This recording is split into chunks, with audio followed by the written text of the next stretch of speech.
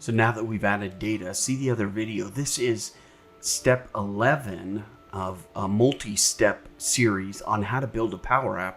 So if you haven't seen the previous video on how to add this table, you might want to view that. It's pretty simple. You just go to data table, pull it down, and add the connector. But if you haven't seen that, go ahead and view that other video. Right now, we're going to jump in today on creating a search engine for this table here. So let's get to it. So how do we create a search engine? Well, the first thing we want to do is give ourselves a little room here. So we're here on second page, as you can see here, data table. We're just going to drag this bad boy down like that, all right?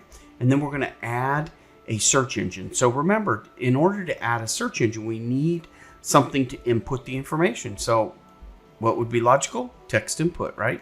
Now we're going to go ahead and delete that here in just a minute. Whoops. All right. All righty.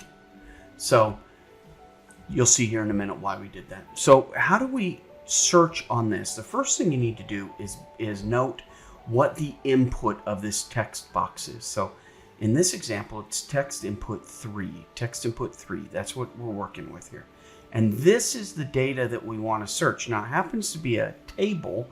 We could search anything, okay? Anything at all.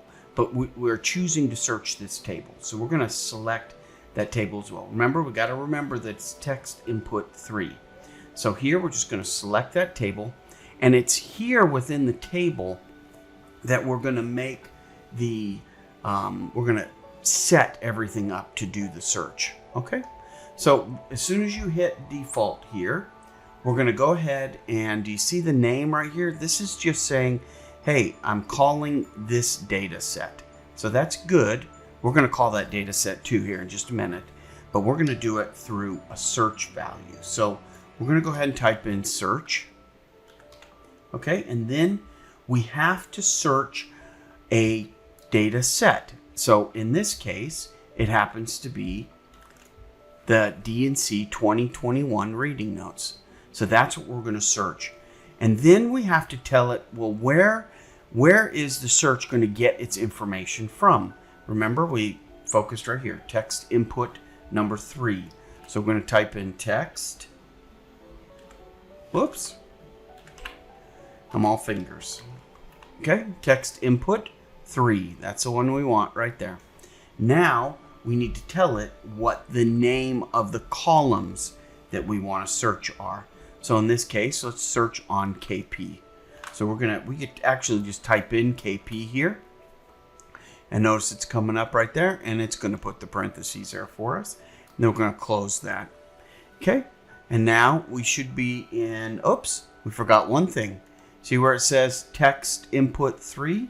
We have to define what that is. So it's a text field that we're searching, okay? So there it is right there. So it just needs to know what it's searching. So let's go back to that data table. This is what you want. This, remember, is the name of the data set. This is the name of this field, .text, because it's a text field. And this right here is the name of the column that we're searching. Okay, pretty easy. So now we're just going to go ahead and hit play and see what happens. So here, I'm going to type in account, and you can see right there, it comes up. I can type in bishop, it comes up. I can type in family, it comes up.